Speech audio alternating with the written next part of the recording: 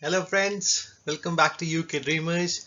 This is Dr. Aman and today I'm going to talk about how much money is sufficient for us as international graduates to come to the UK with our families and make some saving and have a decent lifestyle.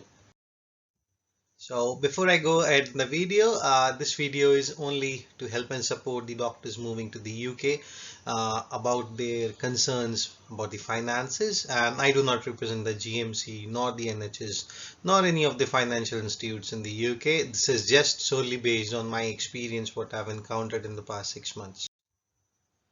Okay, so the million-dollar question, how much is enough? While most of us are migrating from the developing nations, so the initial calculation is solely based on the currency conversion. For instance, I hail from India, so 1 pound is almost 100 Indian rupees. So when I come here, like when I was being offered the salary and everything, I was quite skeptical, whether it would be sufficient, not sufficient. I apparently contacted so many people. Is it enough? How will I save money? Is it enough for my family? Will it be feasible at all? So there's so many questions in all the minds of us, like when we're coming to the UK. So I hope this video I'll try to explain what's the basic sum that you're expecting, what's your take-home income, how much are you expending, like spending on the expenses here, and approximately how much you can save. Okay, so this slide you can see I've taken it from the BMA website. It is basically about the generalized salary structure of junior doctors. This is the 2016 contract. So if you're getting offer on the old 2002 contract, try renegotiating with the HR or the medical resourcing, because ideally you should be on the 2016 contract. So the minimum amount of salary that you can expect on the junior doctor salary contract 2016 contract is 39467.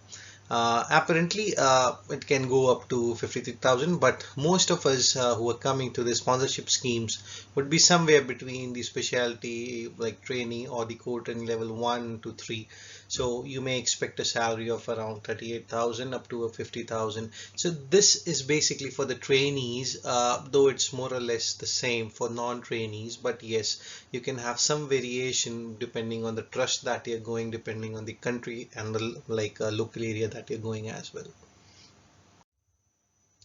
So, for instance, there are so many websites and presentations available on the internet which explains the basic pay slip of the doctors. I'm not going to talk about it, but here what you can see is like someone who's on ST3 contract is getting paid. So there are lots and lots of numbers if you can see on the screen. Just make sure on these few things the basic pay that you're seeing is 4168 pounds. So this is definitely a specialty register pay. So plus the incentives come like as in if you're doing weekends, you're doing nights. For example, in an emergency department, you will have to do nights, you'll have to do late hours, you'll have to do weekends. So yes, you get a decent compensation paid for it. The last line which you can see, this is LMS bank core. So bank means a locum shift basically. So like for instance, when you come to the UK, initially you may get paid as a SHO, you may be on the SHO rota. So any locum shifts that you do would be payable according to the SHO rota. This may vary up to 35 to 50 pounds an hour. If you start as a specialty registrar, for instance, your pay would be definitely higher, somewhere between 60 to 80 pounds an hour. So this basically is an additional sum. So what are we expecting here? What should be the take home that we are expecting here? It's basically if you start at a basic pay of 39,000 pounds, and if you go up to the registrar's pay of around 50,000 pounds, you may expect around 2,800 up to 3,500 per month post deductions take home salary. On the right hand side of the screen, if you see, there is called written as payee. Payee means the tax that's been deducted. NIA is your contribution to the national insurance. and the NHS pension. See, obviously you can opt out of the pension if you're coming on a tier 5 visa, because eventually that will be your saving money. If you're like coming on a tier 2 visa and you plan to stay long, yes, you can definitely get the NHS pension deductions. So how much is enough? So this calculation is solely based on the way we spend like at our home. So the basic big chunk of money that we will lose is on the rent itself. Rent that I've written here is for relatively smaller cities. If you go to relatively bigger cities like London, Edinburgh, Oxford, Cambridge, this is not the actual cost. The cost may be up to 12 to 1500 pounds per month. So if you're coming with family, my suggestion, opt a smaller city. So the rent may be somewhere between 550 to 750 pounds. As I said, these are for the smaller cities. If you want furnished, yes, you'll have to pay around 750. If you want unfurnished, you'll have to pay around 550, 600, something like this. So this is the average rent that I'm saying. I'm again repeating, this is not for bigger cities. This is not for London. This is not for Edinburgh, Cardiff. Like the bigger cities, you'll have to pay a lot extra. Yes. What about the utility bills? So utility bills basically is the council tax. Here you have to compulsory pay the council tax plus the electricity plus the water plus the gas.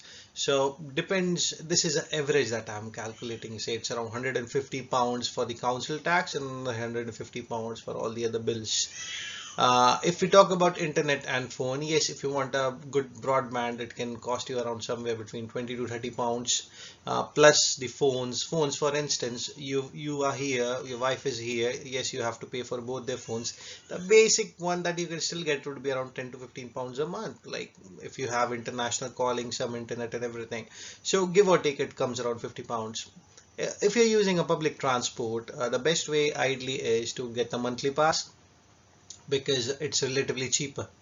So for instance, in West Midlands, if like I stay in Black Country, so if I take a Black Country monthly pass, it costs around 65, 66 pounds, like, and it can even cost lesser if you go to smaller cities. So on an average, give or take, it's around 50 to 175 pounds a month. This is not a week, this is a month. You may like what to say, bifurcate it, and you can see it comes around 15 to 16 pounds a week.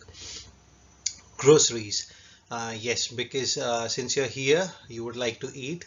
And eating, if you compare it to our countries, comes a little handy. I won't say it's much expensive. Yes, you've got a decent range of fruits. Vegetables are still okay. If you're a non-vegetarian, yes, lots and lots of options for you. So give or take, weekly grocery shopping may cost somewhere between 50 to 100 pounds. Depends actually where you're buying it from. So if you're gonna go to the higher range supermarkets such as Waitrose, Sainsbury's, yeah, the bill can be a little on the edgy end. Relatively, if you go to Aldi, Asda, Lidl, Morrison's, these are relatively, far more economical and cheaper supermarkets. So yes, somewhere between 50 to 100 pounds. So what I've written the last point is shopping. Yes, if you've got kids, you've got wife, you got to, keep them happy. So yes, you'll have to, like, this is not compulsory, but yeah, on an average, you'll still spend around 100 to 200 pounds a month for some shopping, like buying toys, maybe buying some clothes, or something. It's entirely up to you. So these are the optional miscellaneous expenses. So for instance, you decide to buy a car. What happens if you are not having the UK driving license? You can still drive your car on international driving permit if your like whatever country you're coming from, the license does not have any English in it. If the license is in English, you need not need international driving permit as well. That license works perfectly well here over a span of 1 year. So for instance, if you land UK in say August, you can still drive your car from this August like up to next July. Meanwhile, you'll have to give the licensing exams here for the like driving and get the permanent license here. So for instance, you bought a car. average cost of car can be somewhere between 15 to 4,000 pounds, 1500 to 4,000 pounds. It's entirely up to you. For instance, you can get a decent car up to 2,000 pounds just for a year. Like if you go for Ford and like the relatively cheaper one, like Vauxhall and all. If you go for the relatively higher brands like Mercedes, BMW and all, yes, you'll have to shell out a little more. So the car insurance is very expensive here in the UK, like as compared to our countries. So you'll have to pay somewhere around 120 to 200 pounds per month. This can be relatively cheaper as well, around 95, 100. Depends on the vehicle you've bought and the make it is and all and all. But on an average, you may say it is around 100 to 200 pounds per month. The good thing about the car insurance here is you can get everything on a direct debit. Direct debit is basically things getting cutted from your salary, from your account, like in monthly basis, basically a EMI sort of stuff. Car fuel can be average around 50 pounds a month because most of us would be coming to the city that we want to like live and work in. So for instance, if you're still living in Birmingham and you're commuting to Wolverhampton, you'll be paying a little more. If you stay in Wolverhampton, just going goofing around, not more than 50 pounds for sure. Uh, and the other these are absolutely what to say, optional, not compulsory at all. If you think about family, you should think about having a life insurance. If you've got something back in your country, great. If not, you can get relatively better life insurances here. You'll have to shell around 20 to 30 pounds a month. Home insurance, this is not compulsorily like for everyone, but the place you are actually renting out. So if you take a home insurance, it will insure everything. Everything, for instance, you bought a TV, you bought a mobile phone, you bought a laptop. Like for instance, any important thing that you've got in your house, it gets secured. So yeah, you have to shell around 15 to 20 pounds a month. It's not much, it's not compulsory, but it's recommended. Oh, this one, professional indemnity, yes. So most of us, since coming from the foreign countries, we are not much used to the way the things work in the NHS and the British delicacy. So I would say it's better to shell out some money in the initial pound. Like you can have indemnity insurance ranging from around 80, 90 pounds going up to around 400 pounds annually. So yes, this would also be expense, usually a one-time expense, or you can still put it on direct debit if you want. The third last, sorry, is the GMC fee because say for instance you started working here in March, your GMC was given to you in January. The GMC would be getting renewed next year in January, so you'll have to pay around 400 pounds. So you can always pay that by direct debit. It comes around 40 pounds a month or something. Plus, if you are enthusiastic enough and you have time, you want to go to the some gym or like some swimming or anything. So you can be looking at around 25 to 50 pounds a month. Parking, depending on the city, most of the cities usually have their car parks like in the house, in front of the house, or like in the flat premises that you're living. But you know, some cities can still charge you for the parking. Plus, like for instance, the hospital value parking would be charging you a nominal fee. For us, like it charges around £5 a month. It directly gets deducted from your salary. But these are the more or less expenses that you're still looking while coming and earning in the UK. So how much you spend then? Somewhere between 1800 to 2500 pounds a month. Depends, as I said, this is an average calculation. So even if you like save 500 to 1500 pounds a month, this is the basic that we can always save. Plus there would always be the option of doing a locum shift. So as I said, depending on the level you are, if you are on a SHO rota or on a registrar rota, you can always make some money. Say working 20 hours a month, so for you'll be easily saving around another £1,000 on an average, if may say. Plus, what are the good things that you need not pay anything for your health expense in the NHS? Yes, if you want a dental treatment, it's still payable.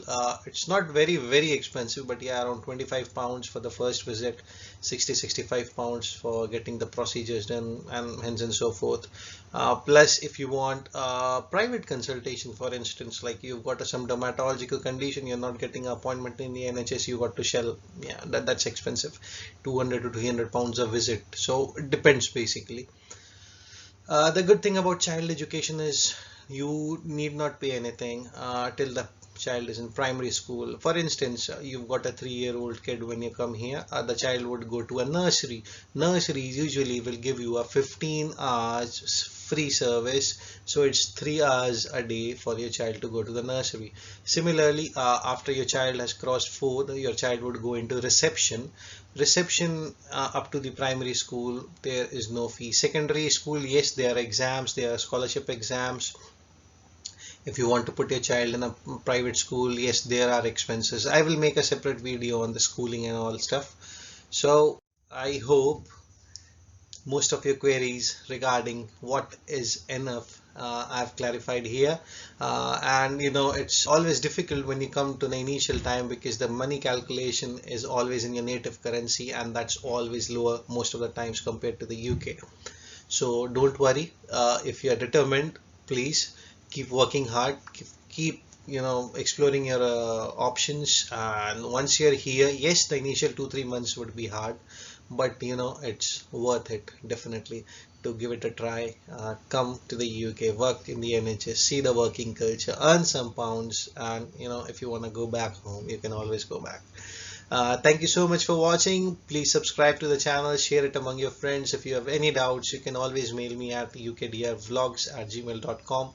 I'll try to answer them whenever I can, and hopefully till the next video. See you then. Thank you so much. Cheers. Bye.